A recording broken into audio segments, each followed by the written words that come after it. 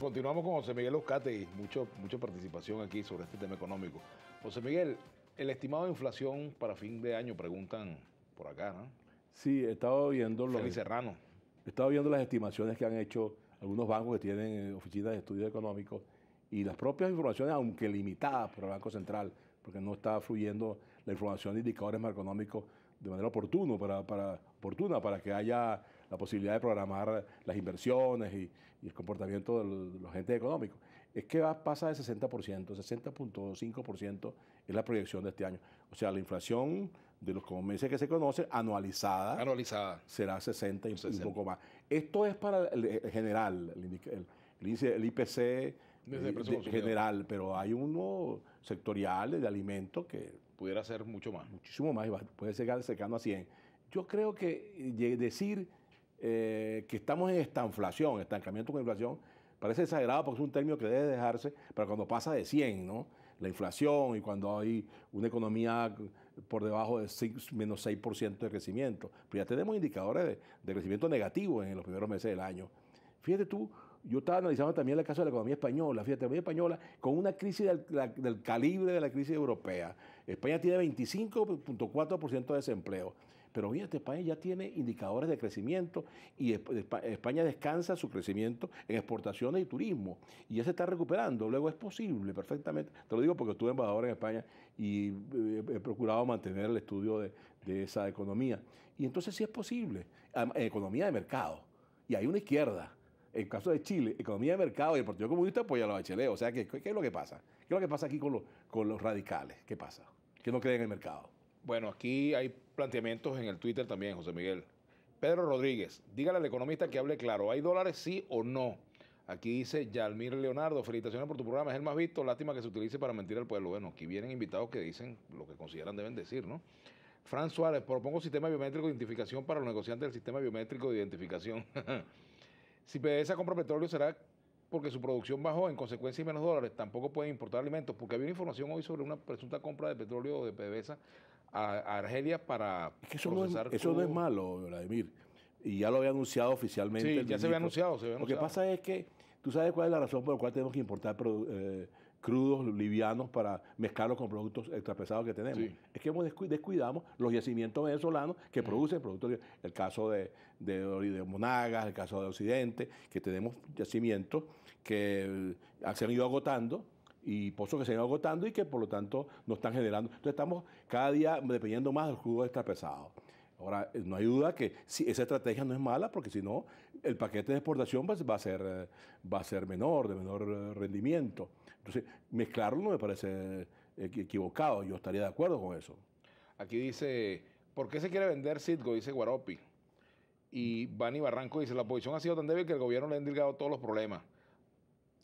Ahora resulta que son contrabandistas. ¿Quién tiene los dólares? Pues el gobierno tiene el 96% de la divisa que produce el petróleo y la recibe el gobierno. Los dólares los tiene el gobierno. Con respecto a la otra Aquí pregunta. hay otros planteamientos. El tema de la oposición, que ha sido tan débil que el gobierno le indilga el señalamiento de contrabandistas. Pero Omar Madrid dice, ¿por qué el Fondo Monetario Internacional y el Banco Mundial sí es bueno y los préstamos de Rusia y China son malos? Dice Omar Madrid. Además, los préstamos del Banco Mundial y el BID, me decía un analista del Banco Central, que no puedo nombrar, me decía que en términos de condiciones financieras, los préstamos del Banco Mundial, por su plazo y por su periodo muerto y por su baja tasa de interés y su casísima condicionalidad, son mucho más convenientes que los préstamos que tenemos con los chinos. Pero entiendo ¿Quién que ha hecho esa posibilidad de analizar? Fíjate que en el caso de Ecuador creo que Ecuador prefirió un préstamo del Banco Mundial que uno de China, tengo entendido. Bueno, lo que pasa es que Ecuador primero tiene una economía dolarizada. Ajá. Primero, Ecuador no tiene. El problema de Correa es que está peleado con los medios de comunicación, pero no está peleado con los empresarios, que son los que producen. Y si no fuera porque tiene un equilibrio fiscal y tiene un entendimiento con los empresarios, ya tuviera el dólar fuera de ser una moneda nacional y tuviera dificultades que no tiene. Por otro lado, fíjate, el problema del riesgo país. Venezuela, fíjate, para poder colocar deuda tiene que pagar 13% de rendimiento. Es costosísimo endeudarse en Venezuela. Sin embargo, Colombia lo hace a 3%, Ecuador lo hace a 2%, España lo hace a menos de 1%. Impresionante. Acaba de colocar bonos de tesoro del español a corto plazo a menos de 1%, casi gratis, lo cual significa que hay confianza en la economía española. Y hay confianza en la economía ecuatoriana, hay confianza en la economía colombiana. ¿Y por qué tenemos que ¿Y pagar cuánto le cobraría a Venezuela? 13%, 14%? Si el riesgo del país es 11% más la tasa Le suman de dos rendimiento de los puntos. bonos del Tesoro de Estados Unidos, pues son 13, 14%. Y si Barreto, si vamos al Fondo Monetario es culpa de este gobierno ineficiente y corrupto, dice Isi Bueno, Barreto. pero nos abre corrientes de financiamiento. ¿Qué diferencia hay entre pedirle y deberle al Fondo Monetario y pedirle y deberle a China? Dice mi Venezuela. Y dice Juan Pirela, se requiere ir al Fondo Monetario Internacional cuando tenemos 60.000 millones de dólares de ingreso anual. Es que ir al Fondo Monetario no es malo, porque no, si tú vas para apuntalar la balanza de pago, si tú vas para que te abra, que te sirva de garantía para pedir préstamos al Banco Mundial, al BID y a otras, y que hayan corrientes de capitales de inversiones en Venezuela, eso no es malo. Eso todo bien, porque tampoco nos vamos a hipotecar. La soberanía, como dice el Plan de la Patria, no está garantizada por el gobierno chino. Y el hecho de que no ya vayamos al fondo no supone que estamos garantizando la soberanía. La soberanía se garantiza cumpliendo con la Constitución, que nos prohíbe determinadas cosas, que nos obliga a ser soberanos. Es la gestión económica la que determina si un país es soberano o no.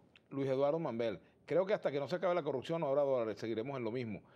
Otro planteamiento, Gabriel Camacho, el gobierno analiza los costos de lo que produce. ¿Cuál es el impacto de la ley orgánica del trabajo en los costos de producción? Ese es un factor importante porque en los estímulos a la producción hay que tomar en cuenta que el populismo, lo cual no quiere decir que no protejamos los intereses de los trabajadores.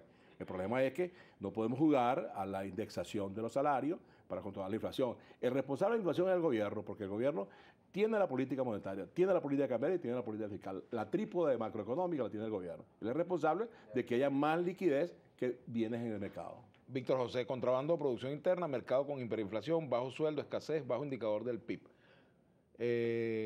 Dice Adolfo Guerra, no se trata de entender, se trata de solucionar. O sea que según el entrevistado el Caracazo y el Porteñazo, entre otros, fueron buenos momentos producidos por el Fondo Monetario Internacional y el Banco Mundial. Son alertas porque las cosas no se hicieron en el 80. Fíjate, cuando Caldera aumentó los precios de la gasolina y no produjo ningún calderazo ni ningún caracazo. En cambio, solamente anunciarlo, Carlos Andrés, en el 89... Pero Caldera terminó con una popularidad muy baja, José Miguel. Pero el ministro de ese gobierno, pero tienes que recordar. Pero la economía no estaba como ahora, pana. Estaba mejor. Y estaba a 7%, a $7 el barril de petróleo. Y en política, claro, hoy allá estábamos mejor que ahora. Pero la capacidad adquisitiva del venezolano en esa época no era mejor que ahora, ¿o sí? ¿Te parece? Por favor, Vladimir. Te pregunto. Pregúntele a tus hermanos y pregúntele bueno, ya no le puedes preguntar a tu papá y a tu mamá porque ya no están desgraciadamente vivos. Pero mira cómo podía mantener la familia. Yo tenía 3 hijos y yo pude mantenerlos y dando la educación y todo, y comíamos, hasta viajábamos. No teníamos control de cambio, nos alcanzaba el ingreso para ahorrar siquiera para la cuota inicial de la vivienda. ¿Qué pasó que el gobierno terminó con tan baja popularidad? Mi casa la compré yo al Banco Obrero. Dime. ¿Por qué el gobierno de Caldera terminó con baja popularidad? El segundo gobierno. Bueno, porque el desgaste lógico viene de una crisis que heredó, una crisis bancaria que heredó, control de cambio, impuso el IVA, fue al Fondo Monetario Internacional, pero duró 22 meses duró el control de cambio de Caldera. Aquí hay otros planteamientos. Alan Clavijo, usted habla de diversas lógicas, se refiere a lo que yo decía, pero para nada menciona la lógica del país, la que beneficia a todos los venezolanos. Tiene razón, yo estoy hablando de la lógica de los actores políticos, ¿no? Mira, Euskadi, estamos sobreviviendo de broma, 3 papas diarias y pobrecito, por favor, ¿en qué país vive? Da risa, dice Vladimir Maldonado. Que estamos los 3 golpes diarios. Estamos sobreviviendo de broma, 3 papas diarias y postrecito. Por favor, ¿en qué país vive? Dice. No sé, ¿en qué país? Me gustaría saber si él está cobrando los sueldos que gano yo como profesor, las horas que yo pago. Yo imagino que él puede hacerlo, yo no lo puedo hacer. Mis alumnos no lo pueden hacer. Mis alumnos comen 1 y 2 veces y pagan en una universidad privada, donde yo soy profesor. Mis alumnos comen 1 y 2 veces. Claro, yo lo hago, como veo, también por razones de salud y porque quiero rebajar, pero mis alumnos porque no pueden. Flacos a dieta. Antonio Rodríguez, profesor, las recetas de Grecia, España, Portugal son los mejores ejemplos que usted nos ofrece del Fondo Monetario Internacional. No, ellos han recuperado. Fíjate, ¿por qué llegaron a Grecia todos los países del sur de Europa? Porque llegaron a la crisis que han tenido. Porque tuvieron indisciplina. El populismo los hizo incurrir en déficits fiscales que luego tuvieron que endeudarse y luego no tenían cómo pagar. Esa es la razón. Dígame usted, ¿por qué Estados Unidos no quiere permitir que el gobierno de Venezuela vendiera Citgo? No sé si eso es verdad. Eso es una declaración que dio un senador de los Estados Unidos. Eso no depende del senador de Estados Unidos. Mira lo que dice aquí Guido Alberto Pérez. Ese doctor Alegua se ve que es lobista del Fondo Monetario. Bueno, yo no tengo ¿Por qué no aconseja a los productores privados que ganen lo justo? Sí, estoy de acuerdo, pero yo no soy lobista, pues sí creo que ganen los justos, pero que sean eficientes. Para ganar los justos tienen que ser eficientes y el mercado debe responderle. El señor economista dice que vamos al fondo y ¿por qué la pobreza de más del 60% bajó a menos del 10% sin el Fondo Monetario? Bueno, yo no creo que la pobreza ha bajado. Yo creo que esa persona que cree que la pobreza ha bajado cree muy bien en el discurso del gobierno. Hay que ir a la calle a ver cómo vive el venezolano en este momento y los problemas de deterioro de los servicios y si el pueblo está mejor que hace 15 años. Habría que verlo. Ixa María Lezama, excelente entrevista, José Miguel Uzcategui. Aquí tenemos 16 años con un desastre total, inseguridad, escasez, inflación y corrupción. Y es irreversible. Venezuela va a ir al mercado internacional, es fijo, dice Juan Silva.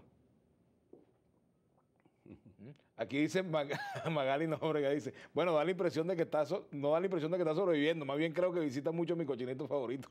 Bueno, es porque tú le haces propaganda y tú eres un buen difusor y promotor de un buen restaurante. Aquí dice mi Venezuela. No estoy cobrando por eso. No, yo sé que no. Da gusto ver cómo expertos en el tema económico le aclaran las dudas al tire y encoge de Vladimir Laguna.